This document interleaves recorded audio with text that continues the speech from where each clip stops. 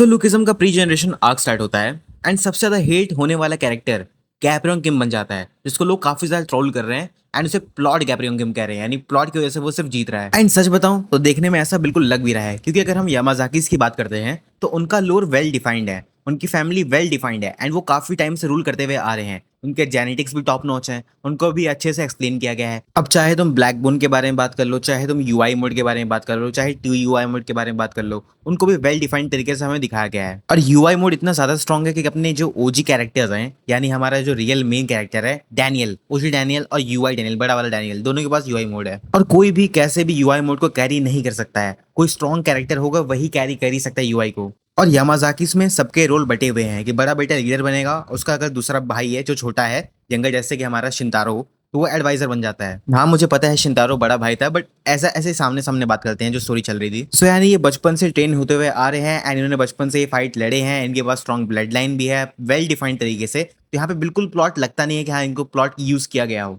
But वही अगर हम गैब्रियन किम के बारे में बात करें तो हमें उसके बारे में ज्यादा कुछ पता है, कहाँ है, कहाँ से आया, कन्विक्शन इतना जल्दी स्पैम कैसे कर रहा है, वो कि स्पैम पे स्पैम किया जा रहा है, कन्विक्शन मजाक बन के रह गया है, कहाँ से आया, इतना इंड्योरेंस कहाँ से लाया, उसकी ब्लड लाइन क्या थी कि कोई नॉर्मल बंदा तो ऐसा कर नहीं सकता। और केंजो यामाजाकी से फाइट में, केंजो यामाजाकी मजाक है क्या, मतलब केंजो कितना ज्यादा स्ट्रॉन्ग है ये हमने देख ही लिया है कि उसको जल्दी कोई लाइक उसका ऑरा ही डिफरेंट लेवल का है। तो एक बात बताओ मुझे, केंजो अगर गैब्रियन को मार भी रहा था और गैब्रियन गिर के उठ भी रहा है, ओवरकम पे ओवरकम कर जा रहा है, अपने लिमिट को तोड़ रहा है, कैसे इतना इंड्योरेंस कैसे आया, मुझे इसका लोर जानना है। गैब्रियन कैसे कर रहा है वो, अगर वो यहाँ पे हारता, बैक ऑफ होता और 3-4 दिन प्लानिंग करने के बाद वापस आके सब लड़ते तो सेंस बनाता।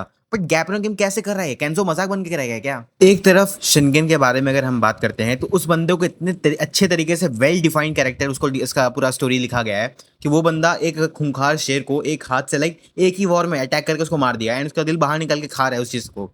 तो इतना खतरनाक कैरेक्टर को, और यहाँ पे गैब्रियन का कोई लोर ही नहीं है, वो बस बंदा ओवरकम पे ओवरकम किया जा रहा है और कन्विक्शन ही पहले जा रहा है। कैसे भाई, मतलब मुझे समझ में आता है गैब्रियन गेम बहुत ज्यादा स्ट्रॉन्ग कैरेक्टर है एंड नंबर 1 का कैरेक्टर तुम उसे रखते हो, बट ऐसे हवा में किसी कैरेक्टर को नंबर 1 पे रखना अच्छी बात नहीं है। कोई कैरेक्टर स्ट्रगल करके आगे बढ़ता है, उस कैरेक्टर के बारे में हमें जानने में अच्छा लगता है, बट कोई ओवर पावर्ड है एंड वो कुछ भी किए जा रहा है, कैसे, मतलब कि अगर तुम शिनगेन को कैसे हराओगे, वो अगर वो हारता भी शिनगेन तो लोग प्लॉट ही बोलेंगे ना। मुझे लगता है गैब्रियन गेम की स्टोरी लिखते टाइम थोड़ा सा मैच्ड अप हो गया है। मतलब शिनगेन बचपन से ट्रेन होते हुए आ रहा है, उसके पास यूआई मोड भी है, ब्लैक बोन भी है, सारी चीजें हैं। वहीं दूसरी तरफ गैब्रियन गेम के पास हमें उसके बारे में कुछ पता ही नहीं है, कन्विक्शन कहाँ से है उसके पास, ऑटोमेटिकली स्पैम किया जा रहा है हमें पता ही नहीं है, वो इतना इंड्योरेंस कहाँ से लाया हमें पता ही नहीं है। तो भाई ऐसे सामने किसी कैरेक्टर को लगा कैसे इतना स्ट्रॉन्ग बना सकते हो। देखो I am not hating on गैब्रियन गेम, बट जो रियलिटी है वो रियलिटी है। अगर ऐसे वो शिनगेन को हराएगा तो फिर वो प्लॉट नहीं होगा तो क्या होगा। बट छोड़ो इन सब की बातें, सबसे बेस्ट कैरेक्टर जो मुझे लगा है पूरे प्री जनरेशन आर्क में वो अपना इलाइट है।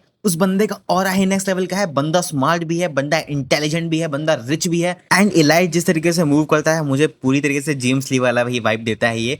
एंड क्या क्या कैरेक्टर है यार इलाइट का, अगर तुम कैरेक्टर देखो तो इतना इंटेलिजेंट। अब देखो गैब्रियन तुम जो नौटंकी करता है, चिल्लाता है बीच बीच में रह के, कुछ ज्यादा ही ओवर हो गया है। तो अब मुझे लग रहा है कि भाई इसकी चक्कर में तो नहीं मार दिया क्या उसको, नहीं मजाक कर रहा हूँ, वरना तुम लोगों को पता चलेगा कि सीरियस ले लिए और कमेंट में लिखने लगे, नहीं मजाक कर रहा हूँ मैं यहाँ पे। तो बट यहाँ पे इलाइट कैरेक्टर कितना ज्यादा सिंपल है, मतलब उस बंदे का ना कॉम्प्लेक्स माइंड है पूरी तरीके से, तुम उसको समझ नहीं सकते हो, तुम उसको पढ़ नहीं सकते हो। सामने से तुम उसको देखोगे हाँ चलो अपनी टीम का कैरेक्टर है, अपनी टीम में है, बट उस बंदे का फाइटिंग स्टाइल अलग लेवल पे है। वो बंदा लड़ता जिस तरीके से ना तुमको ऐसा फील करा देगा कि तुम इंफीरियर हो उसके आगे।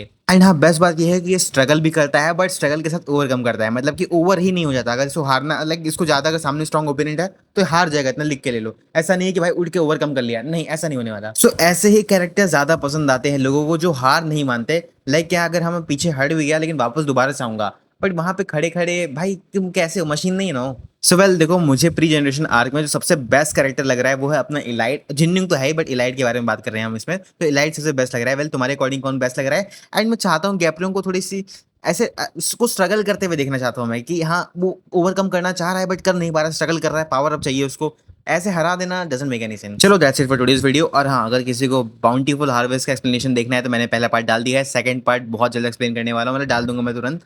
बस तुम लोग कमेंट सेक्शन में बताना एंड उसको देख के बताना कैसा लगा, बहुत बहुत अच्छा मानवा है।